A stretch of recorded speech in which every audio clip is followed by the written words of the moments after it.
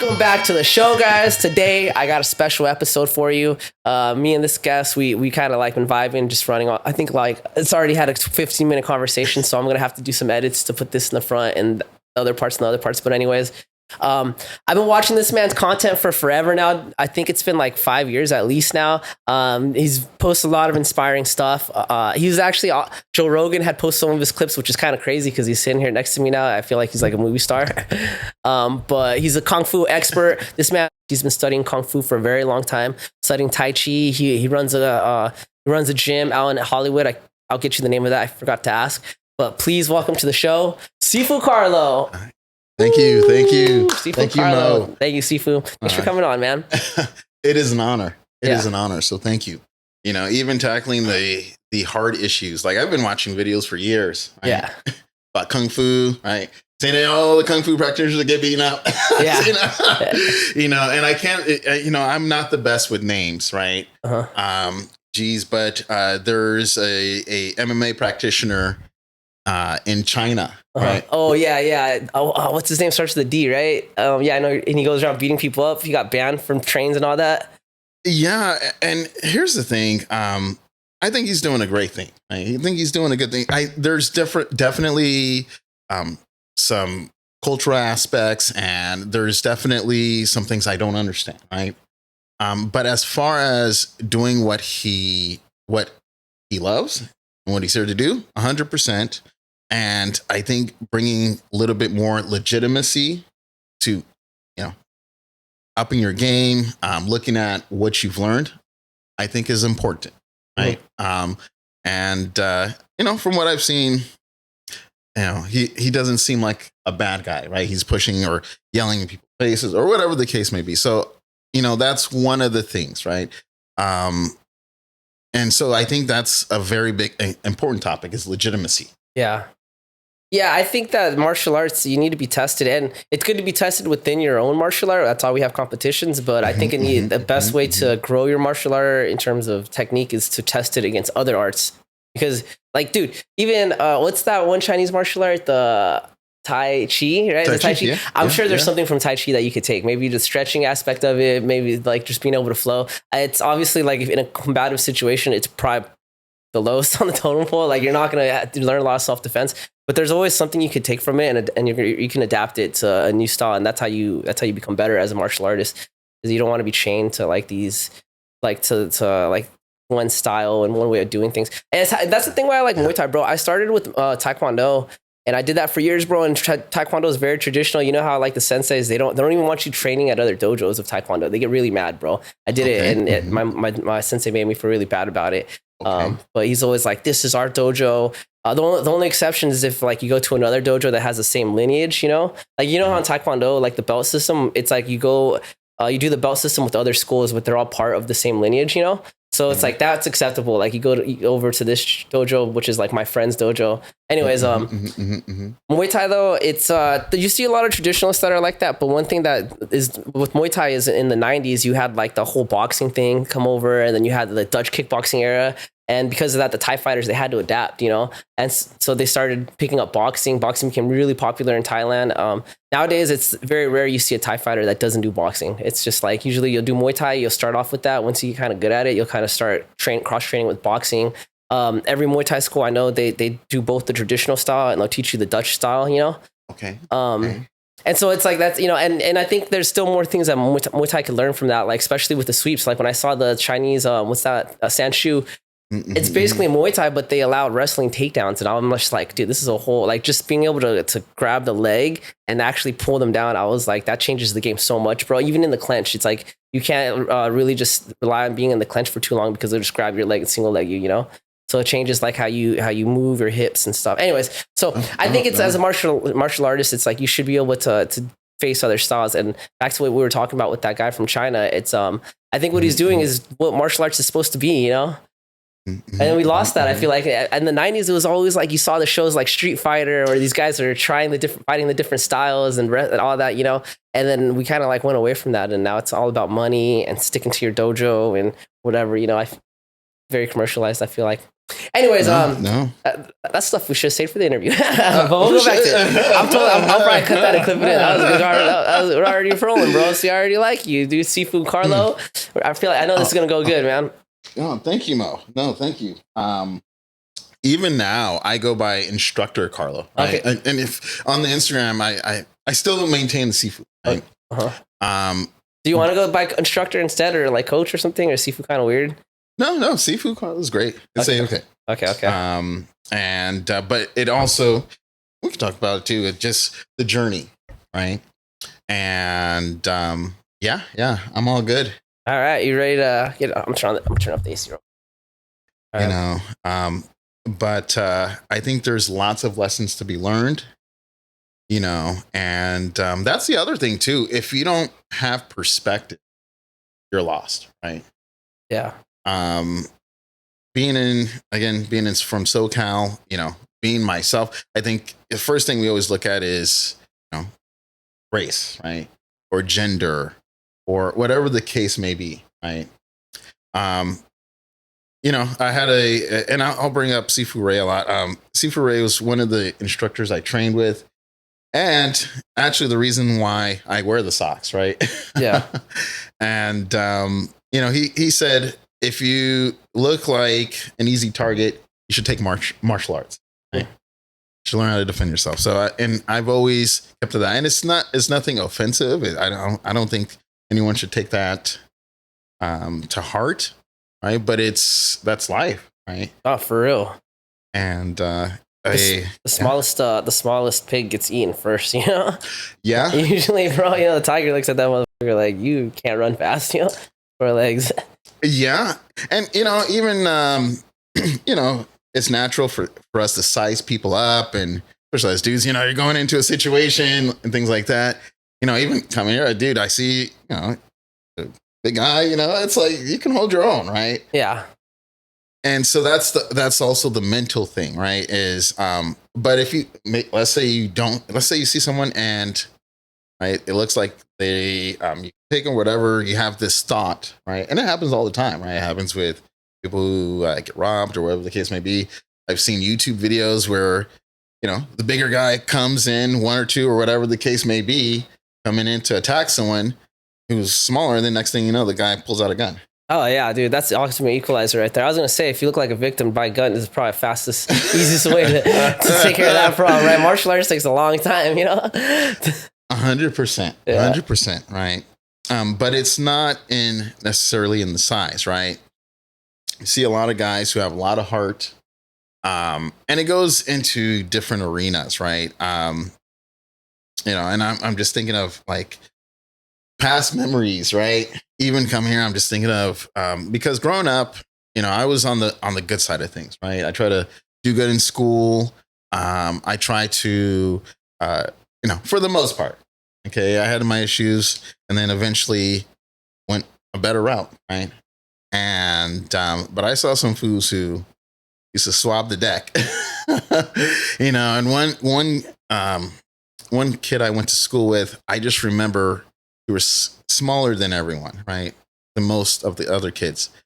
The kid got in like 8 or 9 fights and just had, he was a tiger, you know what I'm saying? So I think that's very important. Yeah. You gotta learn to defend yourself. You gotta learn to defend yourself so you're not a target, be able to protect your loved ones, but it's also like just being able to roam around knowing you're not a target, you know, it's like it's a different type of freedom, you know? Yes. And I want to correct you on just one thing. You will be a target, right? You're learning because that's going to happen. And when that happens, it's a mistake for the other person. Right. Yeah. You're always going to be a target. That's a good point. But being able to know that if things happen, that you're the confidence, right? That's important. Especially because, dude, like I used to be bullied, bro. When I was a kid, I'm small, bro. So I used to get bullied. I got being up in front of like a bunch of people at school and stuff. So I remember like when I started being the one that was able to beat other people up, dude. It makes you a lot of a way nicer. I used to be so angry. I just think it was because I was weak, you know, honestly. And then once I got like more bigger and more stronger, you know, I became more serious about training, you know.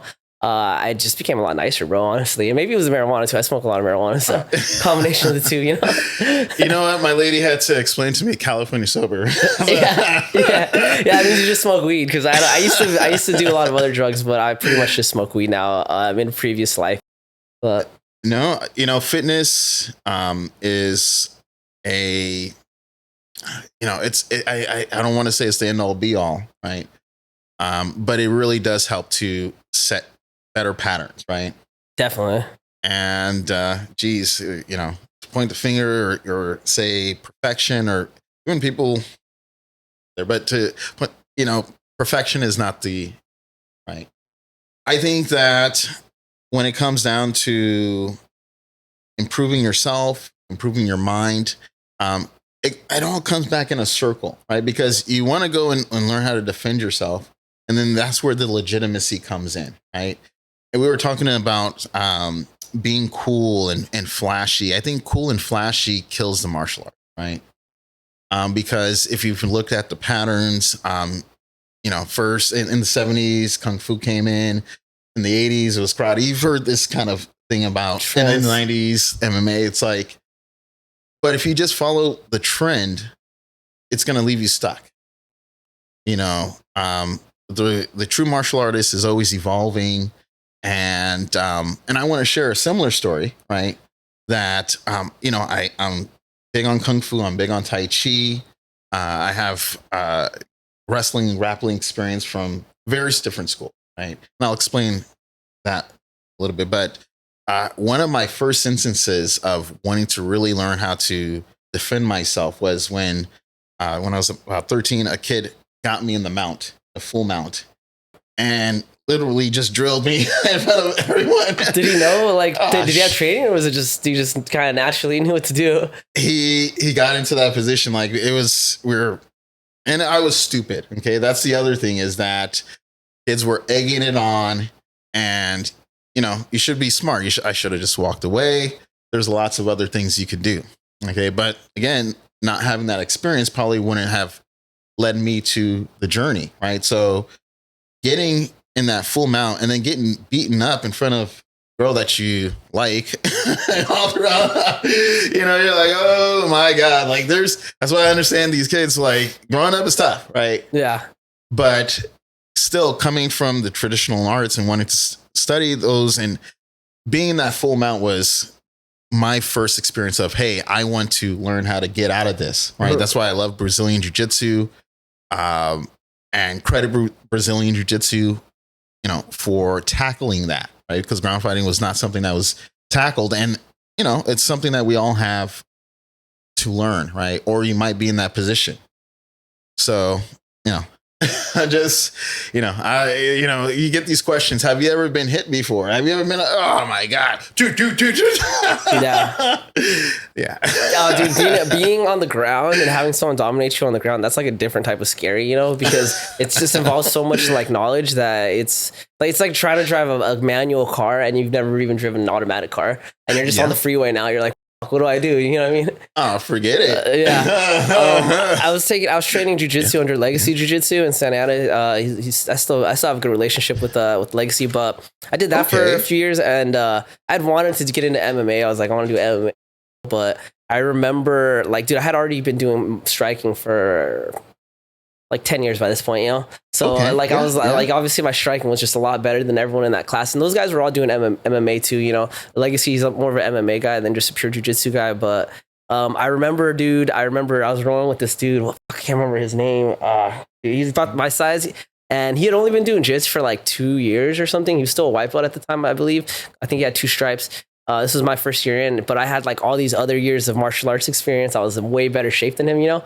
So I was like, all right, he's going to outskill me for sure. But I was like, but I'll be able to, like, I'm in better shape than him. I should be able to survive and roll around and just kind of scramble and work my way out, you know? Anyways, this dude, the second he grabs me, he just takes me down. I can't fight it off. And he lands in full mount every time. I can't do anything about it. And he's either like, I was able to hold on to my limbs and not get like armbarred, you know, or choked. But I was like, if this was MMA, he would have just punched me in the face till I died. You know what I mean? Oh, and you know what I mean? And so it's like, like I said, just the technical skill involved with grappling is just a different type of monster. It's definitely something everyone should learn a little bit, at least, just the basics. No. And on top of that, here's the thing too. If you're a striker, right, you're probably going to gravitate more towards that. That's just your natural base. Doesn't mean you can't develop that skill. And another thing I want to point out is maybe, you mentioned about having the great striking ability, right? And I wonder, do you credit that from Taekwondo, right? Because I feel every martial art has something that they really excel at. I really appreciate Taekwondo practitioners for their flexibility, right? And their ability to land kicks at different angles. No, yeah, you're right. I did Taekwondo for a number of years when I was younger. It's a great sport to start off as a kid. I think if you're already like 16, 20, maybe you just skip it or maybe do it on the side in private, like take privates for whatever you want to learn, like spinning kicks and all the cool stuff. But as a kid, it's a great tool because you develop the flexibility and the speed. The speed that you train at Taekwondo is completely different than in Muay Thai. You're always on your toes and you're darting in and out, and the range that you learn how to control your range a lot better. It's something that Thai fighters kind of struggle with. You see them, they're just used to like balling up, and they kind of march forward, and you'll see them swing super hard and they miss and they're all off balance now because the guy moved like 2 inches back, In Taekwondo, you're way more like able to dart in and dart out. I mean, even to this day, it's like when I spar and stuff. It's very rare that I stay flat-footed. I'm constantly changing stances. It's just something that I was bred to me in Taekwondo. And when I teach classes for Spider, like whenever my coach asked me to run a class, I'm always teaching people like fundamentals of Taekwondo that I mixed with Muay Thai, So it'll be a class where I'll be like, all right, today everyone's going their opposite stance. Like we're gonna do basic combinations, but I want you guys to get comfortable doing it from the opposite stance, And that's something that you do in Taekwondo from day one. They always teach you like how to work both stances, from white belt to black belt. But yeah, to answer your question, yeah, dude, I think Taekwondo definitely helped me build a strong foundation for Muay Thai. But I love Muay Thai way more than Taekwondo, man. I fell in love, dude. I told the story so many times, but I got beat up by a dude in high school that did Muay Thai, and we became like best friends. And from there, that started my Muay Thai journey. I was able to accept like this skill is better than the skill I learned because at the time I was way more dedicated to Taekwondo than he was to Muay Thai. I was still training actively. I'd wanted to go into Olympics and all this stuff. That was going to be my end goal. This dude, he learned Muay Thai when he was growing up, and he didn't even train at a gym anymore. He just kind of like learned it and then just kind of like he was Laos. That's kind of like what people from Southeast Asia do. But he was out of shape, dude, drinking and smoking. And then, my other homie Trey was like, "Oh, you both know martial arts. You should fight." And so I remember we fought. I kicked him, bro, and he just ate the kicks and he was punching me in the face. You can't punch in Taekwondo to the face, so that was a whole new concept, He took me down. He swept me a few times, and then I just was like, afterwards, I was like, "Yo, what was that?" And he's like, "Muay Thai," and I was like, "Can you teach me?" And then we became best friends after that, But yeah, let me get you an introduction though. We've just been running and talking, dude. We just skipped the introduction, so I'm gonna add it in now, and then I'll cut it. I'm gonna add a clap though. Yeah, it's kind of weird because we already were talking, and then we had to get to the introduction. My bad. I should have done it from the beginning, but we just didn't want to kill the vibe, 100%, 100%. It's great talking. I love speaking with another martial artist. And I love hearing your story too. Thank you. So, if anything, I think humility, we touched on a lot of things, humility, right? The ability to say, hey, you know what? There's things I want to learn, right? Integration and limitation, right? Those are all three things, right? With the humility aspect, I think one of the things I've always done, right, is there's talk about sparring, right? I know in boxing and Muay Thai, and I want to say karate, but those two specifically, I know sparring is lifeblood, right? I've seen karate combat. I think combat is great. I think the other sports, kung fu, and maybe some of the other arts, some of the schools here in the U.S. maybe moved away from that, right? When I first started training in wushu was my first kung fu art, right? Then I started with tai chi maybe a month later, and then 2 months later I started with eagle claw, right? and those have been my base styles. But with the Eagle Claw, one of the first things we did was we sparred that very first day. My instructor was from Hong Kong, and real stuff. 100% from the motherland. 100%. And it's the timing is interesting because there was a passing recently of a very, very famous Eagle Claw instructor who passed away and it's credited to bringing the style here to the United States. Okay, I think he taught the Lao sisters. There's the lineage starts with him. Okay, and his name's Liam Shum, and I never had the privilege of learning under him. Okay, but the whole point is that there's many students who come under him and under that system, but it's not the only, right? The only branch. And so my instructor came under the Chinwoo system, came here, and it was very forms and very straight to the point. And I got a chance to see his fighting ability. Like, okay, like he just whooped me up. Yeah. You know, so that's always been a part of the training. Yeah. Can you explain the differences between the three styles that you just brought up? Yeah, no. Long fist wushu, also known as Chung Chuan, right, is more of the contemporary new age kung fu. They call it performance kung fu, right, because it's derived from from long fist, a traditional kung fu style, but they do more of the forms for performance. Right? Now, with that, I took a look at the system. As I was studying things and learning the movements, I noticed that a lot of these movements could be adapted. Okay, you utilize things how you need them, right? Such as Sifu Bruset, right? So with that, it has it's really good for the physical aspects, right? There's a lot of runs and jumps and kicks, and that's where I credit the flexibility, right? Because I noticed my flexibility from wushu was much better than other practitioners from other styles, right? And I still see it now, like in terms of there are certain things, even as men, we typically, our hamstrings are going to be, I'm just saying in general, right? But our hamstrings are going to be a little bit more tighter because they're more muscular, like that. That's why the flexibility may not be there completely, right? Maybe easier for some people than others, right? But it's that muscle tightness. So what the style helped to do is to develop flexibility. Okay. Tai Chi is interesting because it's one of my favorite styles, right? And to be honest, it's actually helped me to end a street fight.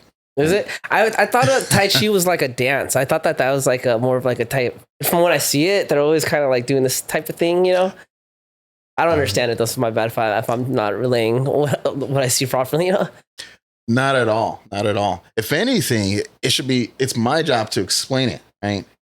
And it's the job of the practitioner to present it and be trained well enough to say, this is authentic, this works. So I know Tai Chi works because like a week before I got into that fight, and it was because of a friend who got himself in some stuff, and it was, these two guys that I had to fend off, right? And first thing that went through my head was, okay, maybe they're gonna get shot, or the cops are just gonna take us all, right? Yeah, that's very valid, very valid thoughts. Yeah, I would say, and I know ghetto, I know hood, you know what I'm saying? But putting yourself in those situations, I that's where I learned. I did the punching, the kicking. It's funny because Tai Chi is a grappling art, right? It's more standing grappling. If old school jiu-jitsu is standing grappling. Judo, right? Judo? Or slamming, I guess. Both, right? Because judo comes from jiu-jitsu, and Brazilian jiu-jitsu comes from judo, right? which is interesting. First, so, but understanding, that's why I feel like with the integrations and the limitations, the integration is combining the arts, combining the cultures, right? Combining the ideas, right? And developing into something, right? Because I love studying martial arts history, and as much as you can remember, right? Brazilian Jiu-Jitsu is very interesting, right? Because I had to like look up a couple things. Okay, Carlos Gracie passed it to Helio Gracie, who passed it to Royce. And how did it develop? Through practice and learning. And, there's a lot of different things you can go into. Okay. Even, having a partner to practice with. A lot of, I think the grappling arts have developed because you have a partner there where you can test everything that you have immediately. Okay. Whereas some of the standing arts, you're practicing on a bag, you're practicing alone. You don't get to test it until, or if you're at the gym, yes, right. You get to practice if you do your rounds and things like that. If you have a studio, Sparring. That's why sparring I feel like is kind of important, because you can test it not in the real world, but like you can test it against the actual body, Yes. And it's important to have your own routine, right? I have a lot of friends who do wrestling and really gravitated to jiu-jitsu. Right. That's like a natural progression. I feel like, instead of like going to like kickboxing or something, it's like, it's the same movements. I don't want to give a shout out to my boy Vin, Vin Quay, let's go, Vin. Shout out Vin. Just he's helped to introduce a lot of these concepts, especially opposites attract. If anything, I wasn't even the eagle claw. I didn't anticipate I was going to learn. Right. I didn't want to learn eagle claw. Right. When my instructor told me what I was going to learn. It's like, I want to teach you eagle claw. I'm like, because I was so mentally, I was still into just straight kick and punch. Right. So what is the eagle claw? That's grappling, I'm assuming, or what? Yeah, it's under a form of martial arts, under the Chinese martial arts system, Kung Fu system, which is called Chin Na. Right. Another thing about my background is I have a background in acupuncture. Right? And what that does is I think it enables you to learn about things. There's so much hate in the world right now. Right. Instead of learning, right? Instead of going out there, I'm going to leave there, right? And one of the things that I appreciate is the experience, right? Because it was a different time, okay? I have love for all my teachers, right? My instructors, right?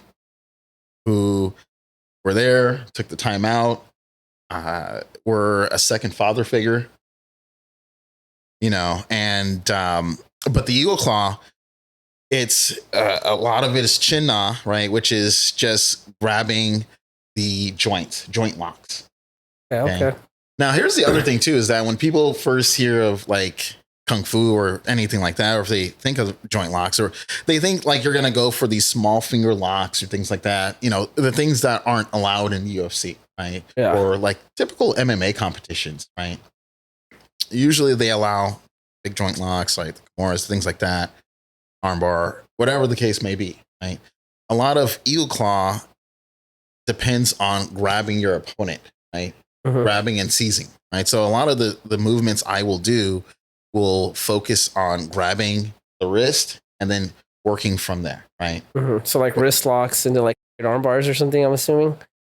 Wherever you want to take it, right? A lot of it is, for instance, setting your opponent up, right? Because if you grab someone's wrist, there's gonna be a couple things they're gonna try to do. They're gonna try to break out, right? Or they're gonna try to swing, right? Or which then sets you up for the next movement, right?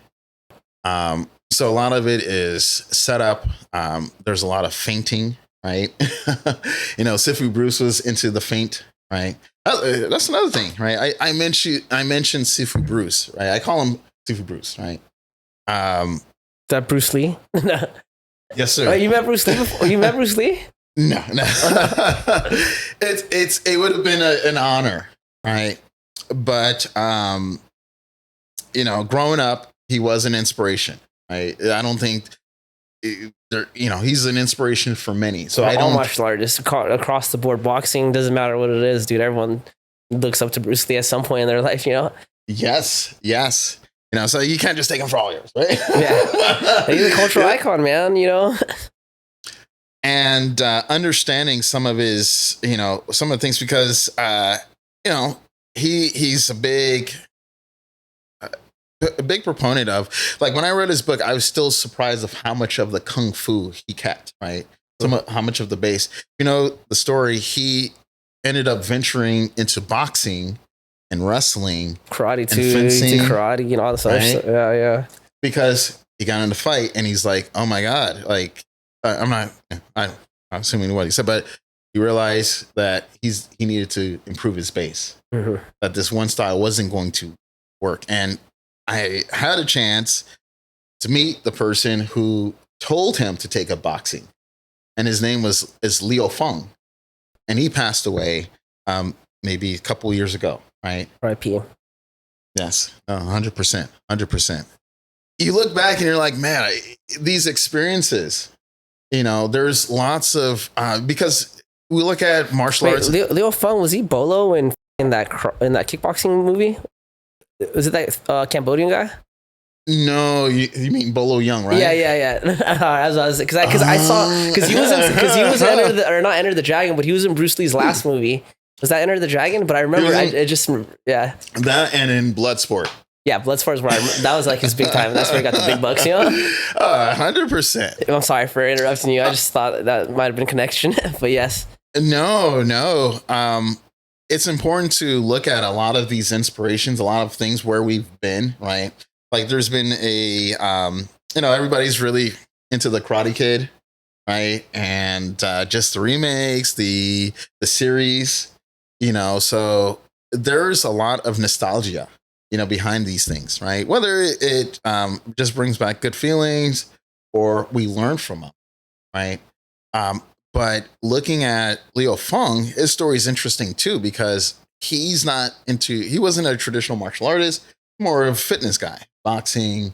And we were actually, I was a practitioner. I was doing acupuncture, and I was teaching a Tai Chi class this was the first clinic that I got started at, right?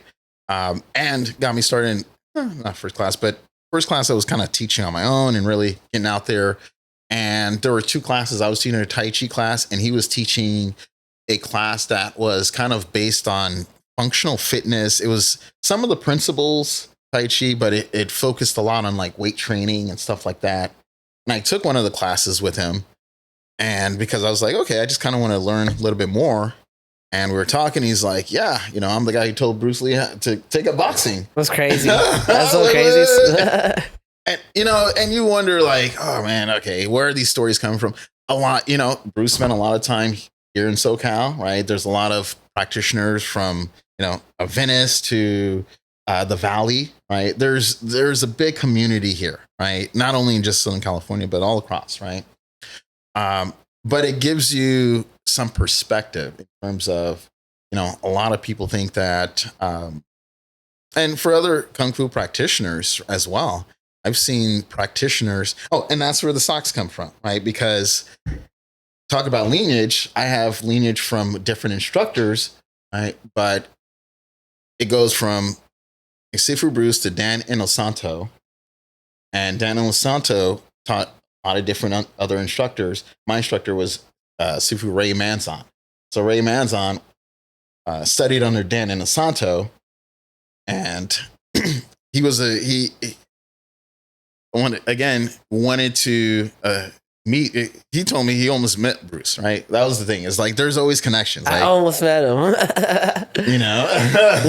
does the socks represent? So here's the thing too, is that you are who you are, right? I appreciate Sefu Ray because he taught me a lot in terms of being a very legitimate Sefu, right? In terms of training and understanding locks and his style was Chen style Tai Chi, and he also taught drunken style, which you don't find around here. Right? And he was also in the Navy, right? So he has military background. You don't find a lot of drunken style, but we see a lot of drunken people practice martial arts, you know? Go to LA, you'll see a lot of that, you know? But yeah. Jackie Chan's the only guy I ever known of that practiced that style. Now thinking about it. Yes. You know, and Jackie's another one, right? As far as, and I see these videos about the practitioners, a lot of the movie Kung Fu practitioners, you know, their thing wasn't about the fighting, right? It's about educating and the art of it, not the martial. Yes. And you know what? His background is actually, he started off in Peking opera, right? Did not know that. Jackie Chan? He's an opera singer? It's like a form of like acrobatics. Oh, like the spinning stuff? Like the, what's that Chinese event they have every year? You know what I'm talking about? They just had it like last month. Shenyun, right? Is it like that type of style? Is it like... I think similar, very similar. That shit's tight, bro. I want to go to one of those events, man. Those acrobats get crazy with it. See, that's the thing, is that you may not you might not be in the scene, right? But you at least have appreciation, right? You know, I'm not, you know, and when I say you, I'm just saying in general, right? We may not understand things, but you know, that's part of the beauty of the journey. Right. But you know, as far as fitness and things like that and athleticism and stunts, and you know, that's great. Right.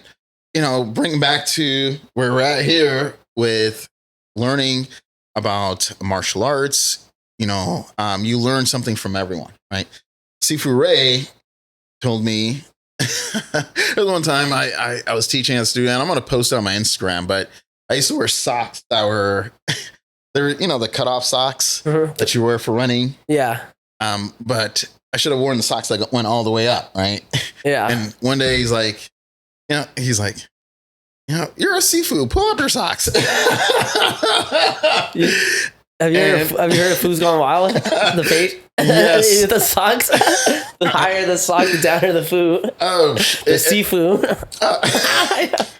That is my bad. So funny. Well, see, that's the thing, is that it started making me look, right? It started making me wonder, because again, clothing is something that has a lot of meaning to us, right? It's personal. You know, I got a lot of, you know, I didn't think about the old school 1776 look, you know.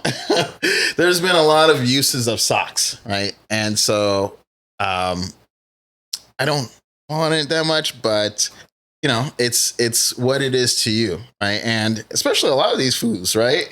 The homies, I understand, you know, it's a way of self-expression. And yeah, you know, as long as you're not hurting anyone or offending anyone. That's the other thing too, is the way I train is I've never had to with Wushu, we had our training gear, right? We had our pants and we had our shirt. Right? I never had to wear a traditional, I think they call it Ifu clothing, the traditional kung fu gear, right? Attire. I didn't do that until I started teaching at a school, right? And that was kind of just to set the presence, right? Yeah, you're talking about like the silk shirt. Like in Vietnamese, we call it like a uyai. I don't know, in Chinese, probably something similar, but yeah.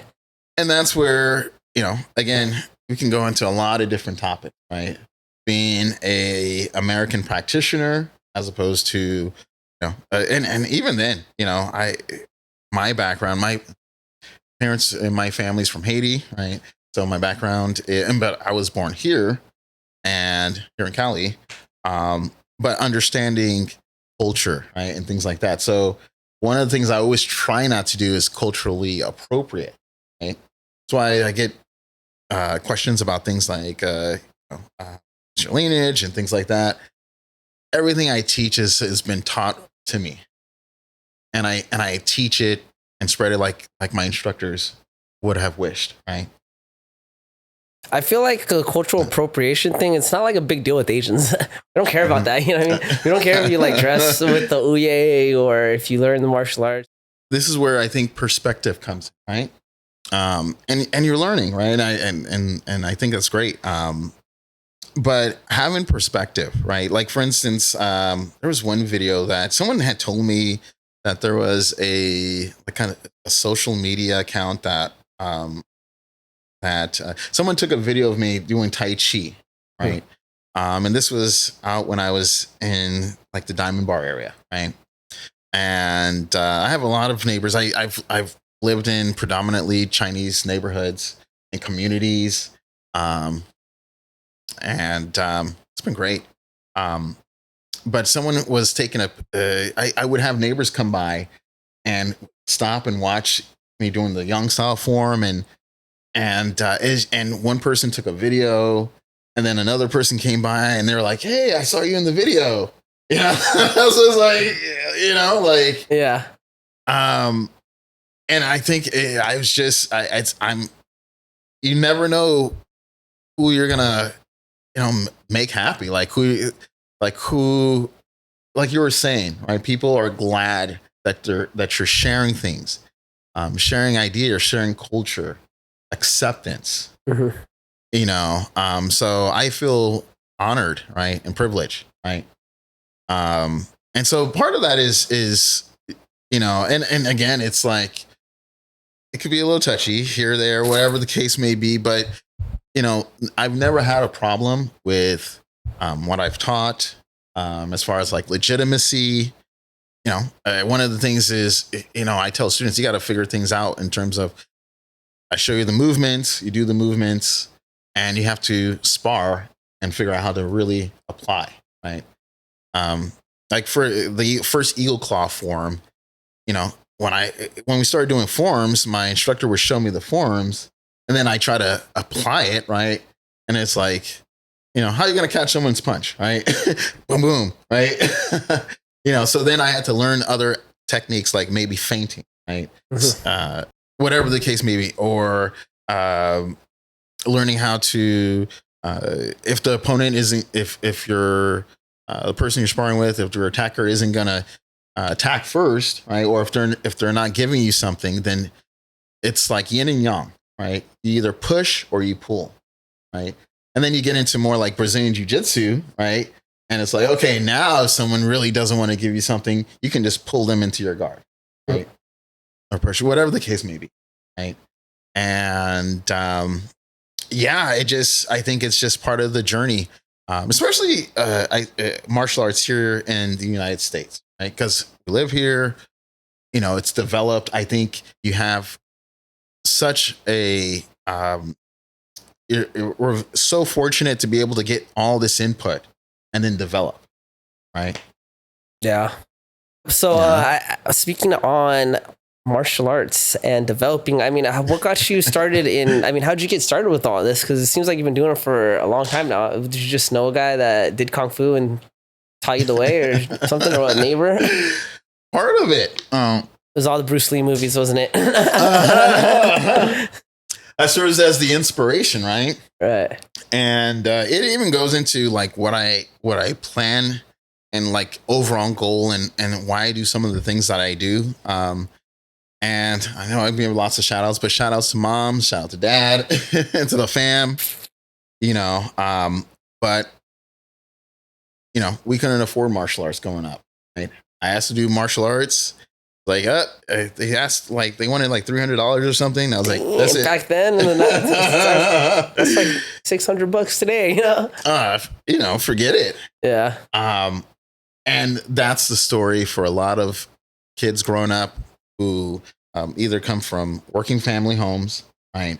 Come from you know, whatever the case may be. If you're not from a more privileged, you know, life, or if your parents just don't have the means, that's it. And so what it did is, because you know, you mentioned I'm not a lifelong martial artist, right? And that's another thing, right? I'm a lifelong fighter. Yeah. Got my first fight when I was in kindergarten, right? It's just funny. I'm like, kindergarten fight. But you know, it's it's funny because you look back at things. I've always been more of a chill guy and things like that. But I had a kid who he would always run up and then just kick me.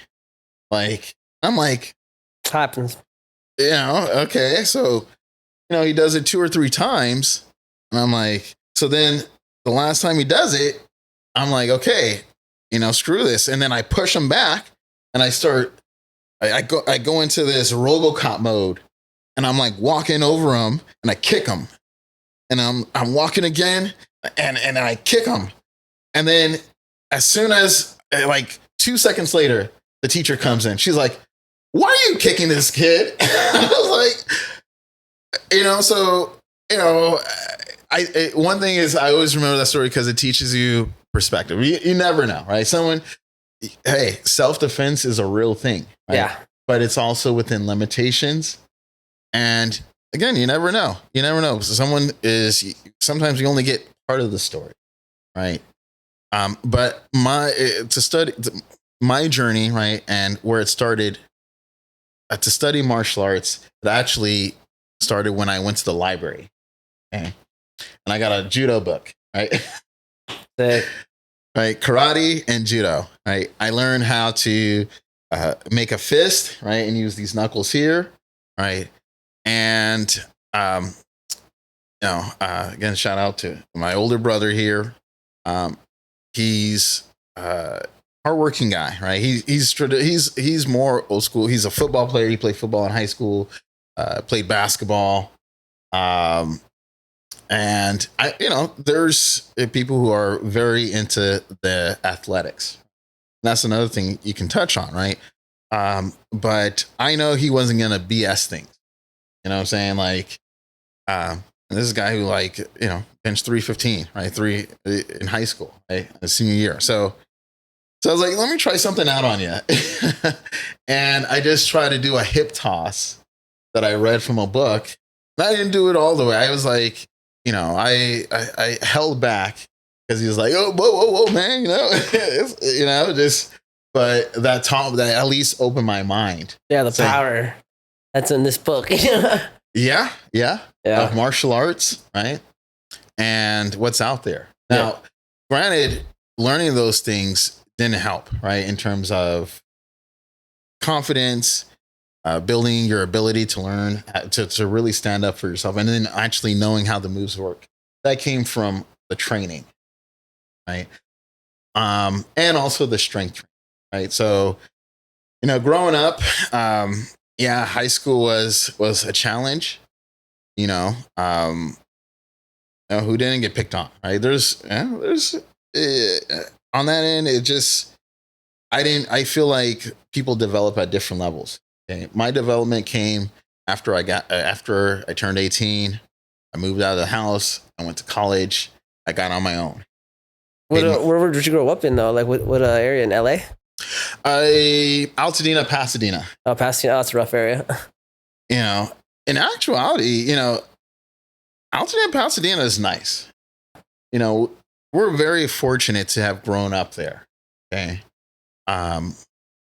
Not to say that every city doesn't have its roughness, right? Especially where people get shot.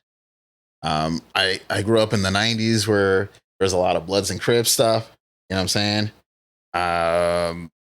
And my mom fortunately, I have a mom who just, pull us away from all that, right? Still listen to rap growing up and, but, seeing fools get shot.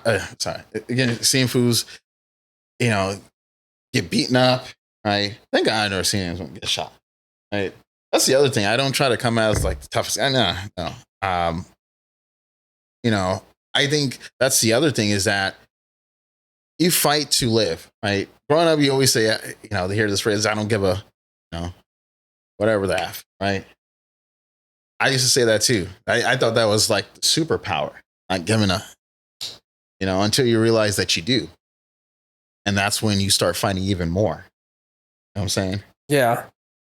Yeah, you fight harder for the ones you love than when you don't care about anything. I mean, honestly. And everything, right? Yeah. Put more time into your training, right? Because you care about yourself. Put more time into doing things because you realize, oh my God, how much time did I miss?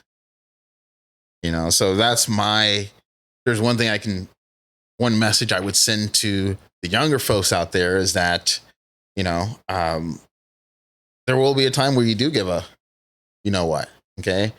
And life can get better as you get older. Okay, don't listen to this thing where I used to think the same thing. Once you're 30, you're dead. Forget it. I'm 34. Been dead for 4 years. No, but I think you touched on a good point too. Is I had a similar situation when I did Taekwondo from when I was young. I think I started around the age of 10, but it was hard because it was expensive, dude. And there's times where my mom had to take me out of training just because she couldn't afford it, And at that time, that was during the whole Taekwondo craze. So it was they were charging so much, bro. I remember it was $200 a month, just for just the basic classes. So yeah, there's definitely gaps that I had to stop going just because we couldn't afford it, But it was always something I cared about, and I figured I'd continue training somehow, some way, whether it was in a garage or something, I just kept it going. But that's something that I think the best message I could give the youth, bro, is if you want to get into whatever it is, jiu-jitsu, Muay Thai, boxing, Taekwondo, Tai Chi, it never hurts to just try, bro. There's a lot of coaches out there with a big heart, and you could probably find someone that'll be like, I'll be willing to train you if you're willing to clean the gym, if you're willing to fight for us. Obviously, don't go to the biggest gym. They're probably gonna be less inclined. If you go to Boxing Works or something, I don't know. They got big overhead, so maybe not. But the smaller gyms, more family oriented ones, I'm sure that there's a lot of good coaches out there. I mean, my coach included. He's helped out so many members. Yeah, that's something that is something that is kind of a bad mark in the community is in America, how much it costs to train. You go to other 100%. Countries and it's a lot cheaper, dude. The countries they come from is a lot cheaper. You go to Thailand, Muay Thai is free. You just go live at a gym and you fight for them, Obviously you get kicked out if you don't win, but I mean, there's ways to learn it. I don't know about Kung Fu, but I can only assume when you go to China, it's probably something they teach you in school, I'm assuming, or something, right? So there's a couple things. Speaking from what I know, okay? And here's another thing. Hopefully relations are good, right? When I do have a chance to travel. Right? Yeah. Okay. Right now it's tough. And again, having the means, right? Being able, so, as far as, you're going to still compensate teachers, right? A school still has to run. Yes. Right. Here in the United States, I have one word. It's called business. Yeah. And I'll tell you, even then, my background's in business, right? I have a background in business and in healthcare. Okay. And that helps me to navigate things. I can tell you tons of stories too, right? If there's one thing people want to do is they want to feel good, they want to feel better, right? But if you're talking about, you can see, and I'm not going to name schools, I'm not going to, but the idea that you can charge exorbitantly for martial arts, right? Because that people are going to pay, or they want to be, even if you're the best of the best, right? You're going to charge people more. And then also kids, right? Knowing that parents want their kids to learn martial arts, and I'll say, that is a big business for a lot of schools, right? Kids is the most, bro, honestly. And I don't want to say exploit, but just it's just it's a moneymaker for them. Yeah, kids class for sure. And I get it, dude. I think, because I know I have good relationships with my coach and other coaches. I get it. It's when you open up a gym, the American dream is you want to make money off your business. You want to be able to chill off it. You don't want to have to be struggling. It makes absolutely no sense to start a business and be struggling. That's kind of the opposite. I just think it's unfortunate that here in America, it's just we don't consider martial arts a necessity. Football and stuff. Football seems to get a lot of money from the state. I wish we could somehow have a fund to go towards martial arts schools. 100%. And you touched on something too. It's yeah, you have to survive. That's why I say that's the other caveat. Pay your coaches. Yeah, for sure. It's I call it the investment, right? Because you're investing in yourself, right? You're investing in the gym, right? Everybody trains there. That's one of the great things too. It brings community, and I encourage that. Yeah. No, that's true. I think most gyms are like struggling from when I speak to people, but you have some that are doing good. I think it really this is what I noticed, honestly, at least in terms for Muay Thai and like the MMA gyms, Jiu-Jitsu gyms. The most of the money is going to come from either the kids programs or your like cardio programs, your like cardio kickboxing, your jiu-jitsu for like women, or maybe not women. I don't know how many are doing that, but like your jiu-jitsu for the casuals, right? Not like your elites. They're the ones that pay the bills. So the best advice I can give is if you're going to start a gym, and get like one of those cardio type classes, those fun classes. That's the stuff people like, you know? Yeah, no. And that's part of it too, is that, I'll knock other people off because they could be doing something that, and I've thought about that in terms of helping other, gym. And that's still something that's on the table that I'm planning, right? Helping other gym owners, improve their schools, right? How do you keep things running, right? There's other ways to monetize so that you can focus more on teaching and providing experience instead of like seeing everyone as a dollar sign, right? And I'm just saying that as from experience, right? Because if you're in that position where you just got to eat and keep things going, then it gets tougher. So whatever skills you can learn, that's the other thing, is learning these life skills, right? Because you see a lot of fighters get into MMA, right? These martial arts, they beat the bodies up, right? And then what are you going to do, right, for long term? Yeah. And I'm not even getting that discussion. Like, there's a lot of things, but to say that money and finances isn't a part of, martial arts or things like that, like there has to be, there's a middle ground, right? And even as an adult, I just did a video talking about like one of the reasons I started martial arts at the age of 24. Okay. To officially start training, right? And went to the school and said, you know what, I want to learn. So it gives hope to those who, if you think you're too late, no, right? Like Warren Buffett said, last best time was 10 years ago. Next best time is now. Right? Yeah. It's never too late. Warren Buffett said that. I just, it's one of those things that just gets recycled. But yeah, it's never too late. And as a martial artist, anyways, you should be, if you want to be a true martial artist, you should be picking up new skills as you age anyway. So as you get older, you should be comfortable with going to a different gym and picking up like a new style. I mean, even if it's going to be within the same martial art, like let's say Muay Thai, if you want to be a lifelong Muay Thai fighter, practitioner, you should still go to a different gym and get, train with different people. I think, in my opinion, I know it's such a touchy subject. Even my coach will probably tell you that he disagrees because he likes when, obviously, he's more traditional. He likes when people stay at the gym, and for I get what his reasoning is. It's like you pick up bad habits at another gym, or they kind of encourage habits that you're trying to work out at your gym. I get it, but I think it's important, bro, because you go to different gyms and you just see different looks, different styles, and the friends you make. I like making friends.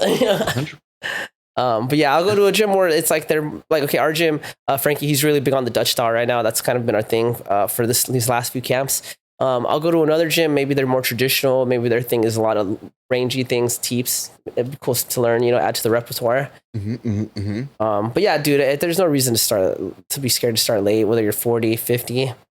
No. And you've got me inspired too, in terms of diversifying the style. I gotta find a Muay Thai gym. Start just learning a couple things, right? Just a couple things. My boxing, there's a couple boxing gyms around me. And here's the thing, is that if your style is going to be your style, whatever you train in, right? But you can always learn a couple things, right? So, not the dark, right?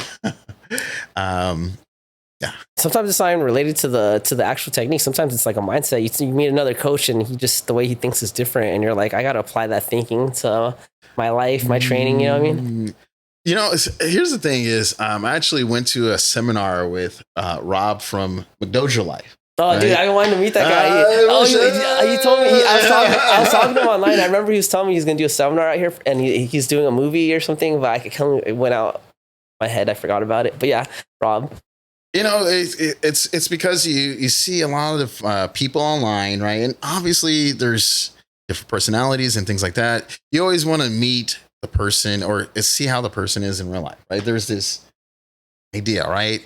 And I met the guy, fantastic individual, Uh-huh. fantastic. And kudos and support on his mission. Has a lot of things in terms of like another one who's helped to expose a lot of the stuff that a lot of fakeness in martial arts. The fakeness and the taking advantage of the students is a big one, dude. Very 100%. common. Yeah. 100%. And even going into some other areas that are very important, right? But even then, like, I reached out to him. There was something going on online, and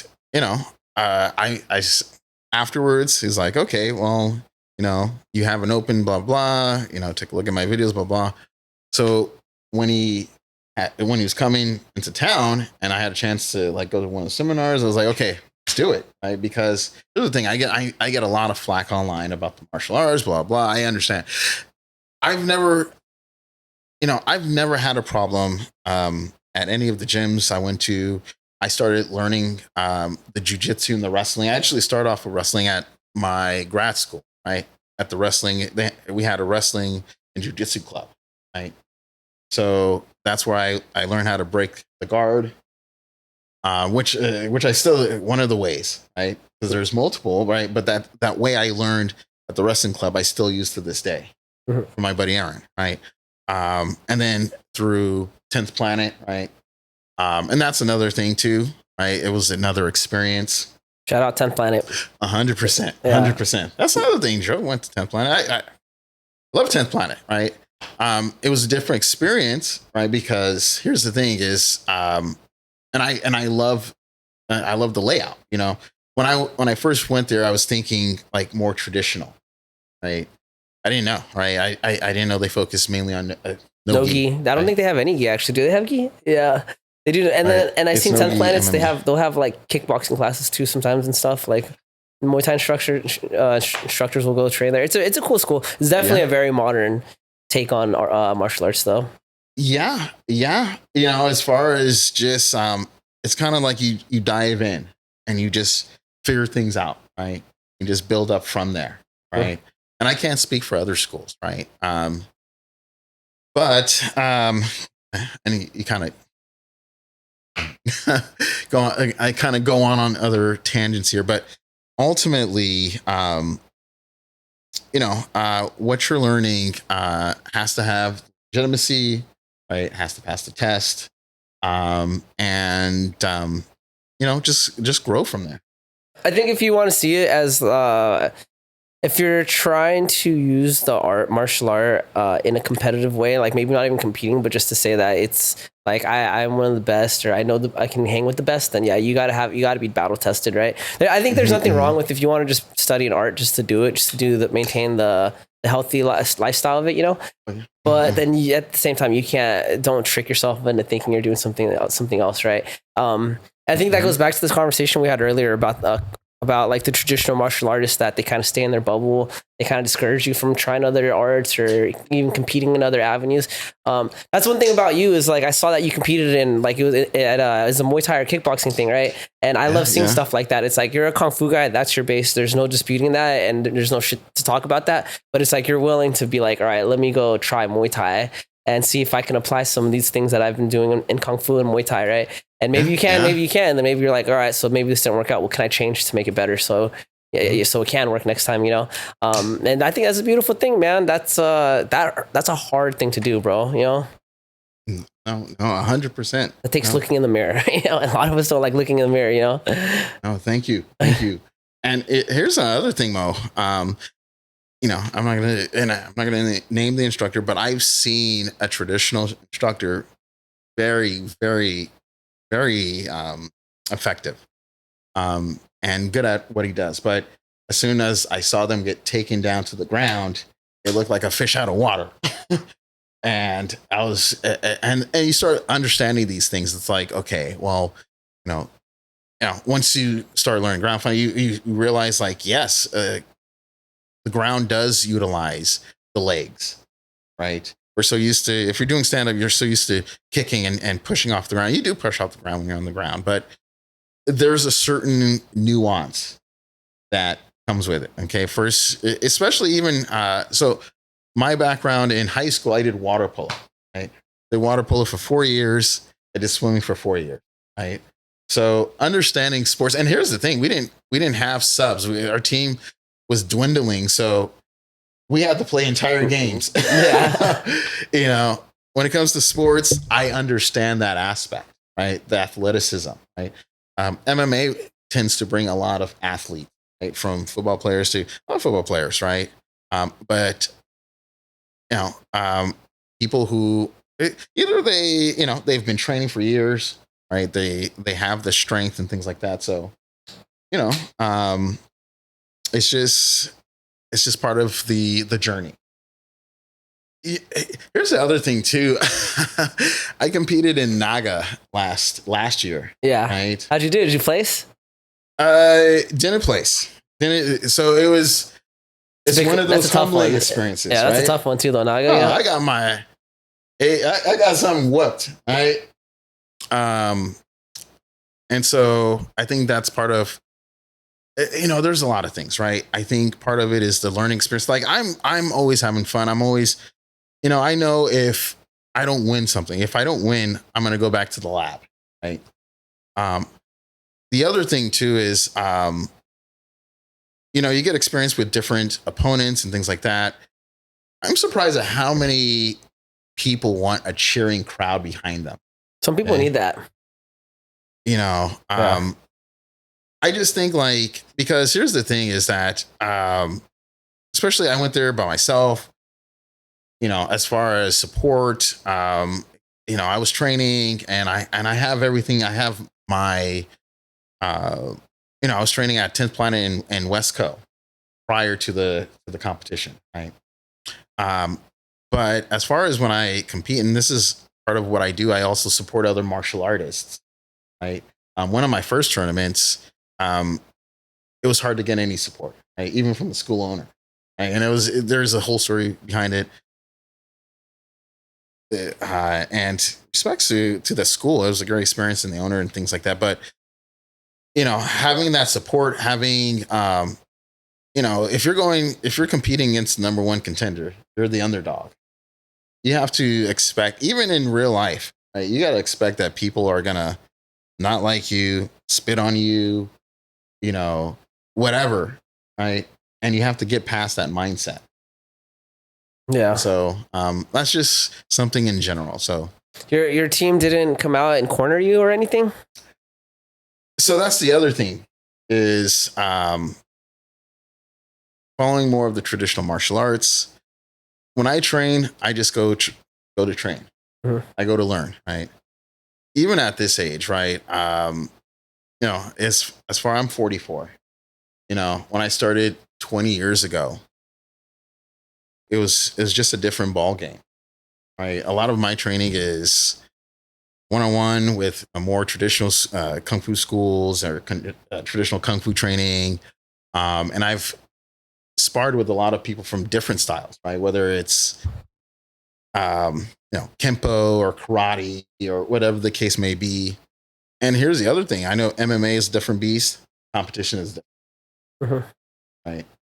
And if you're coming from the MMA schools if you're coming from a Kung Fu school or something like that, and even my instructor, right?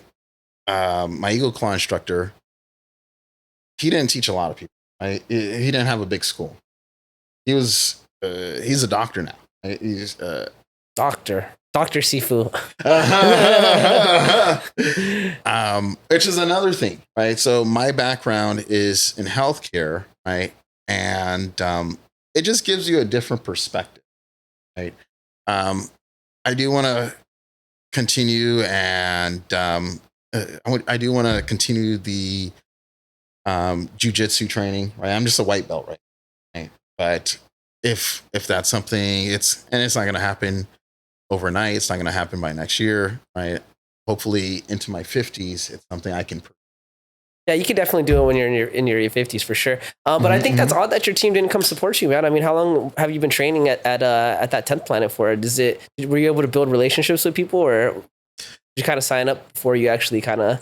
Did you? Oh, okay, let me start. My first question is: did you get the okay from your coach to compete? No. Okay. This is just something I just signed up for. Okay, yeah, they don't like that at all. That's kind of taboo in at least the martial arts gyms I've been to. If you sign up to another gym or you sign up to a compete and you don't tell your coaches or ask, they kind of like hate on that. No, and so that's part of understanding the culture. Right. And it's just different, right? Part of the Kung Fu journey, for instance, and this is the way I think everyone is, especially myself, right? I'm not, I think, for instance, with my Sefu, it was a different time in my life. I was able to put in the years to train with one instructor. Even now, if I train, I that's one of the reasons why I like that system, because I trained in West Covina. My first 10th Planet was in Burbank. I trained there for about a year, and on and off. Right? It was under Jared Carlston, and here's the thing: is that I've never had any issues training at any of the gyms. I don't come in as a hothead. I don't come in trying to over. I do notice that. Here's one thing I do notice. If you're rolling with people, yes, like especially if they're newer or whatnot, they don't have the finesse, right? Everybody's trying to get their first submission, even if it hurts, the other person, right? Not everyone. The control comes as you progress in the ranks. Especially new people, they rely on their strength, their youth, rather than skill. And then, the higher belts, you can definitely tell. More flowy. Right. And the setup. Right.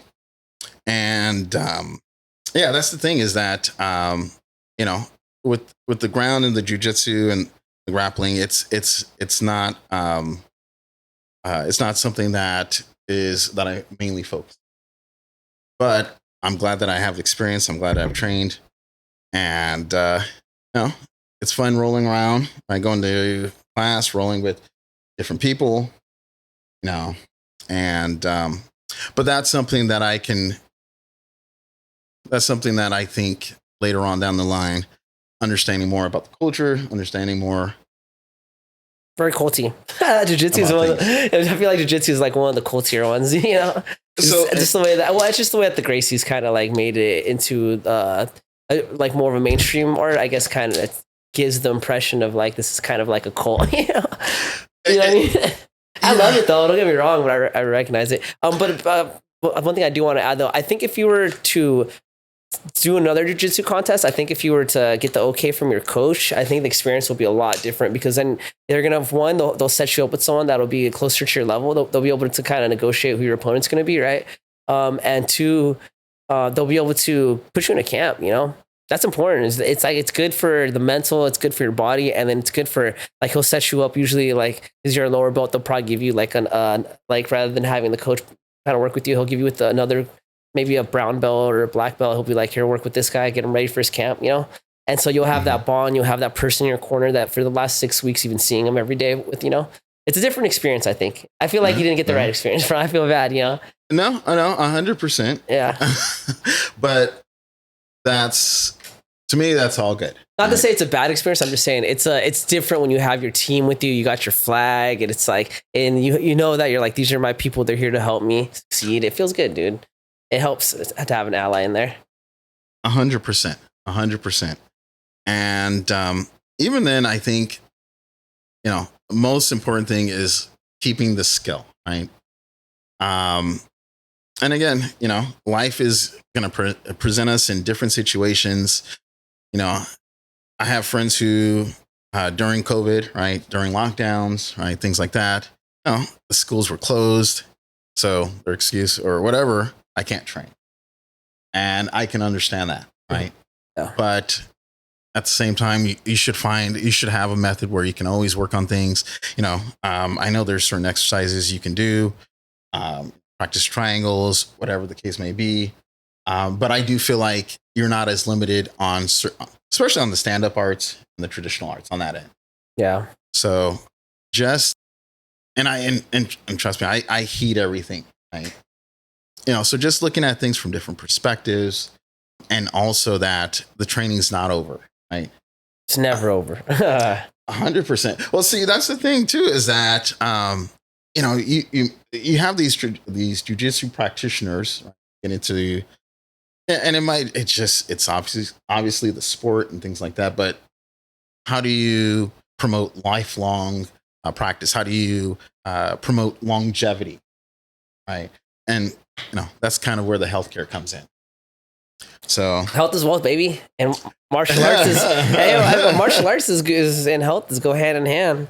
Well, you know, athletes, martial artists are some of the healthiest athletes you'll meet, bro. You know what I mean? Because you have to be if you're trying to not get beat up. You want every edge you can have. Diet, you know, exercise, all that. 100%. 100%. I did one of the coolest things that you see at the gym is when you see people's growth, right? It's like obviously the fighting is cool, bro. Seeing the fighters, you know, get trophies and all that, that's cool. I love that's one of my favorite things about fighting and all that martial arts. But the other thing, dude, is I like seeing just the self improvement that comes from the individual, just the regular people that come in, you know. And people most of the time they're like out of shape, they're just trying to lose some weight, or they're depressed and they're just trying to do something to kind of take their mind off things. And just seeing them flip, dude. I've seen people come in with depression and they're shy, and then all of a sudden they have like all these friends, you know.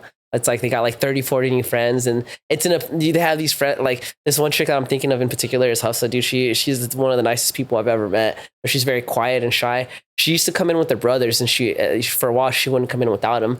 And then her brothers stopped coming because they just don't want to do it anymore. And she continued to do it by herself because she liked it. And then in like a year, dude, she like everyone was friends with her, and I'm friends with her. I'm talking to her, and I thought about it. I had this thought where I was like, dude, in no world would we ever be friends. She's like this very well spoken, educated, like, you know, nipped, you know, this one, you know, just clean person, right? I'm tatted. It's like my vocabulary is, you know, vulgar, you know, and I'm just like, in the real world, I was like, I don't think we would have ever became friends, but this place right here gave us the opportunity to actually get to know each other and see who we really are, you know. And I think that's beautiful, bro. And that's my favorite part about going to a gym is the self growth, right? Is seeing things like that, you know. No, 100%, 100%. You know, I can say martial arts in general, right, is a stress reliever, right? I can say from experience that during times of like strife, like there was something that was going on with racial tension and blah, blah, right? And at the time I was at 10th Planet in Burbank, right? And the only thing I can just remember is that when you're in class, everybody's there for the same reason. Everything just gets left at the door. People want to just train, want to roll. They want to, whatever the case may be. Right. So that I feel is very key. And I'm glad that just to have that experience. Yeah. You know what I'm saying? So 100%, right? And it should be, right? Martial arts should be a unifier. I think, like in all sports, you're gonna have the, you know, crap, right? You're gonna have the talking, right? But you know, as long as people understand that's one aspect, and that has its place, and right, there's a place for other things, right? That's, you know, so just to be able to separate that, yeah, just, you know, martial arts, and you know, you had touched on earlier that, you know, we call it accessibility, right? Being able to get into the martial arts. And like, if someone's teaching a style, right?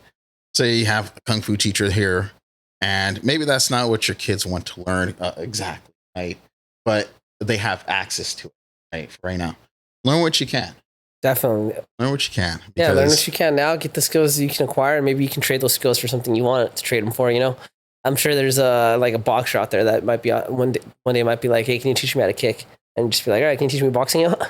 100%. That's how we did it when I was in high school, bro. I was, you know, me and my other friends were trading martial arts, right? Like that, this fool that he did wrestling, and I was like, I'll teach you some taekwondo if you teach me some wrestling, you know. Or like that Muay Thai friend, you know, he taught me Muay Thai because, you know, yeah, he didn't really care about learning taekwondo. He just wanted to beat me up. He was like, I just need a sparring partner, you know. I was gonna say that's a very humbling experience, right? Yeah. Oh, dude, I remember when I got beat up by this guy. He bought me a beer. We were 15, right? We were like 15, so he got beer from his parents' fridge. After we were drinking a beer together, after he beat me up, my face was all swollen, and I was like, "I'll be back tomorrow, same time." For sure. Dude, I remember for the longest time too when so me and him, a couple friends would train in his backyard, and all they kept telling me was I was tough, just because I would get beat up and keep like I wouldn't give up. That's basically saying you suck, but you got heart. And it's like a backhanded compliment, I guess you could say. You know what I mean? But then as time continued, now it's like obviously like, you have the skill, and they won't tell me that anymore. But I just remember going from people telling me like, yeah, you're tough, to like finally telling me like, damn, you're good. Just that feeling was like, yeah, good, finally. I worked so hard all these years. 100%, man, 100%. And here's the thing too: is the eyes don't lie, right?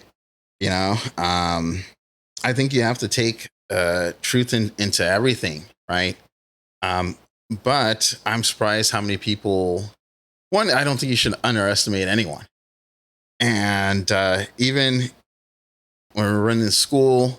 Like there was, we're in Macchiato. There was M3 Fight Club right down the street, and there was a Taekwondo school down the street. And I tell all the students, check out all the schools, see what works. You got grappling MMA here. It's okay. Go check it out.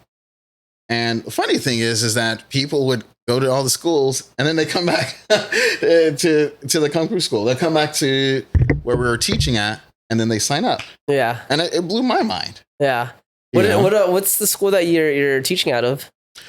So this was out of, so right now, I'll tell you right now, I have a gym out in San Fernando, and we're actually going to be switching to a new gym here. Right. So a lot of what I do now is just private with past students, and just really small focus. Okay. When I was talking about, I taught at Montrose Martial Arts. It was a Kung Fu school that the previous owner was married to the school owner, and then they separated. The owner went and started his own school, and there's an incident too that happened with me and the previous owner. And it goes into like attitude. And I'm very calm, right? I don't try to like start anything with anyone. I always try to figure out what the situation is. And then if you need to, right? Here's the thing. We started this school from scratch, right? And it was my first teaching, like first time really teaching, having a school, putting myself out in public. This is what we offer.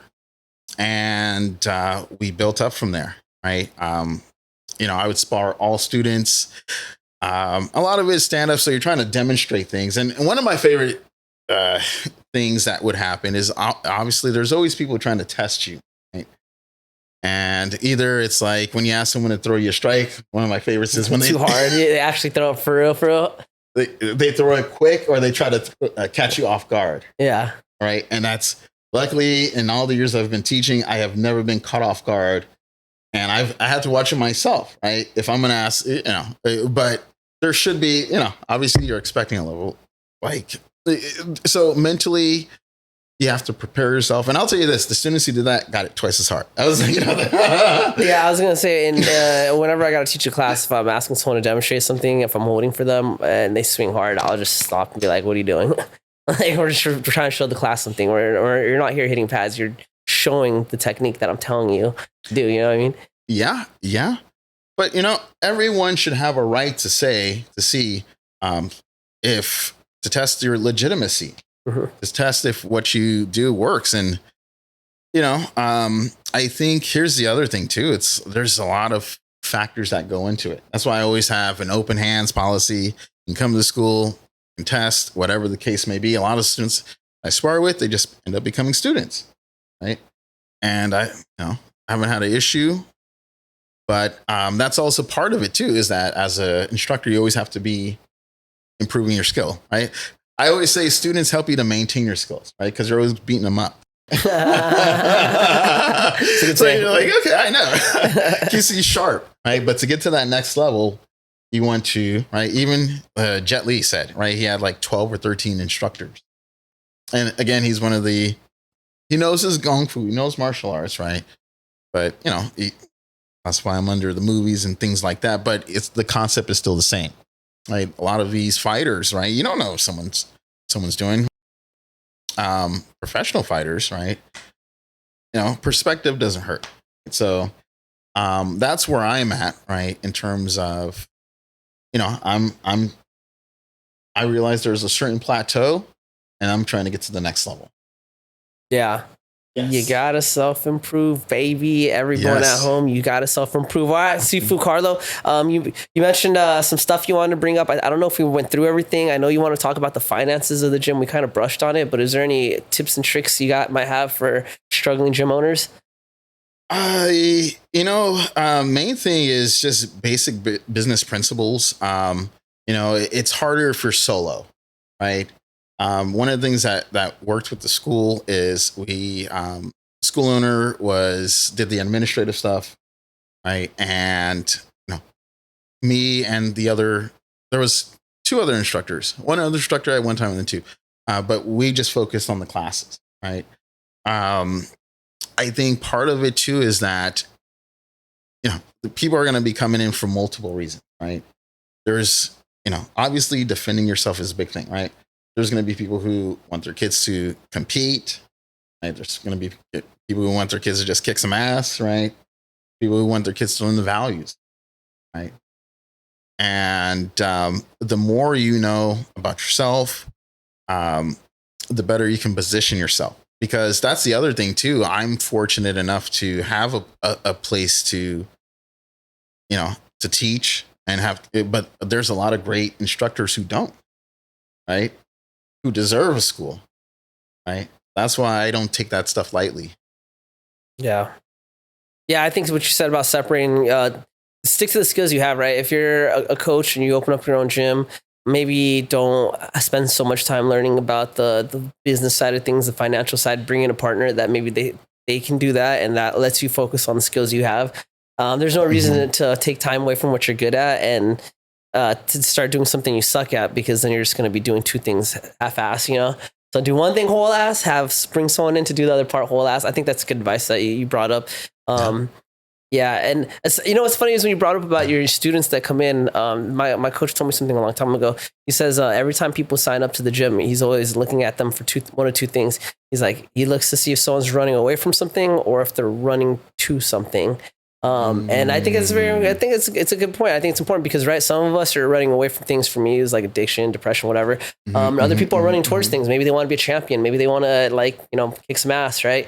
Being able to distinguish what place that your new student falls into, I think it's helpful because that helps you guide them towards the direction they need to go in with advice, and setting them up with other students to help them on their journey that can help with that role, right? Like if you have someone that's going through depression, maybe set them up with one of your higher ranking classmates that has battled through depression that can give them advice. If they're trying to be a champion, put them with your champions. But yeah, so compartmentalizing. I think that's what we're gonna go with. New gym owners, compartmentalize your work and your students. Other than that, anything you want to add, Sefu Carlo? It's a great experience. Again, with the Tai Chi, I started younger, right? That's all I remember is this stuff. Every time I see it. It's a great experience, right? I was 24. But in terms of teaching it, a lot of people who are older are going to come, right? It's a great exercise for older adults. I've done workshops at USC, right? But it's not just limited to that. Expand your mind,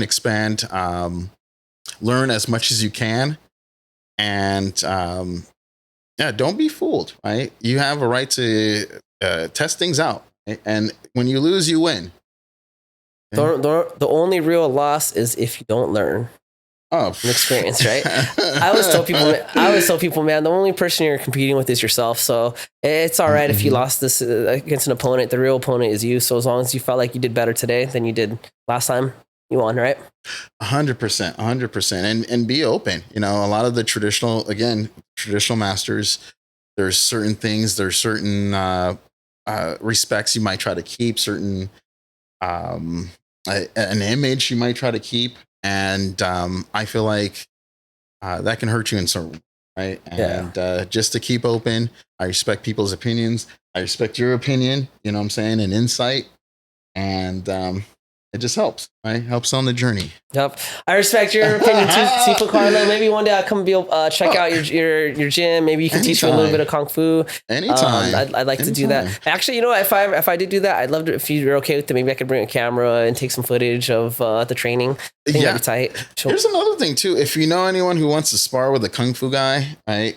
I'm more than happy. Like if with students or just, I love sparring with other styles. So karate, MMA, Muay Thai. I'm not going to go through the whole list here, but just like to test yourself. Yes, and give their students perspective too.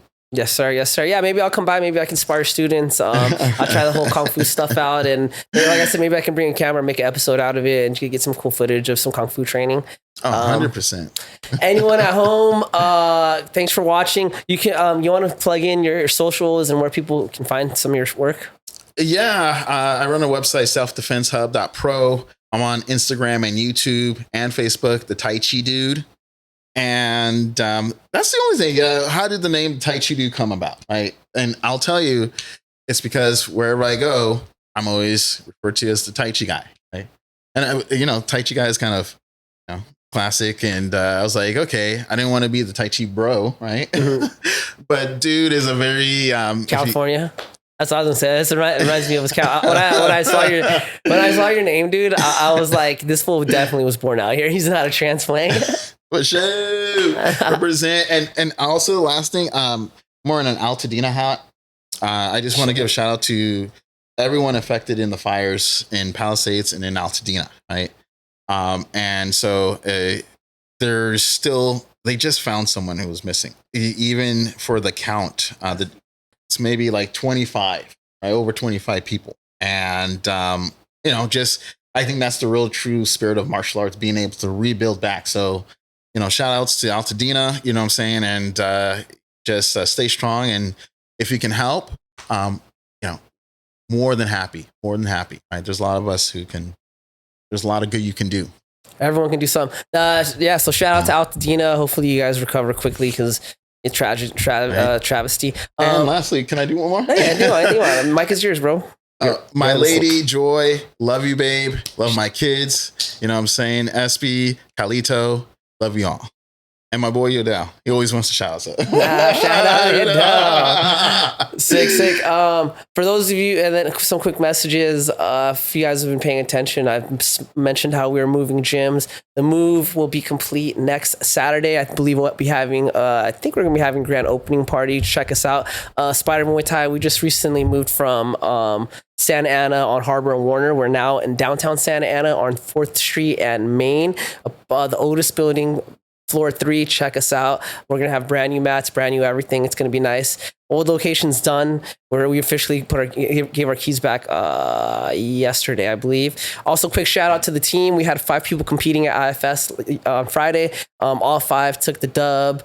Drewski fought for a belt on Saturday, and he unfortunately came a little short, but it's always a dub when you see our people on the main stage. So shout out Drewski. And last but not least, I mentioned how we had won a cannabis cup for my work recently. We won a cannabis cup, and then we submitted our cannabis for a state cannabis cup. We unfortunately lost the state cup, but it's all right. They gave us a list of things we got to do to improve. So next year, hopefully you'll see us winning at the state fair. Sacramento State Fair. So other than that, a lot of messages. Sorry guys. I know I've been I've been a little busy lately with the whole gym move. I've been taking over classes last week, and then I got sick. So I'm gonna be trying to do more interviews, post stuff more again, back on our. So yes, Sefu Carlo. Once again, it was a pleasure. It was nice meeting you. I hope we can maintain this relationship because you're an awesome dude, and I'd love to come train with you one day. Oh no, thank you, Mo. You know what I'm saying? And that's what it's about. Yes, sir. All right, everyone. Thanks for listening, watching. Goodbye.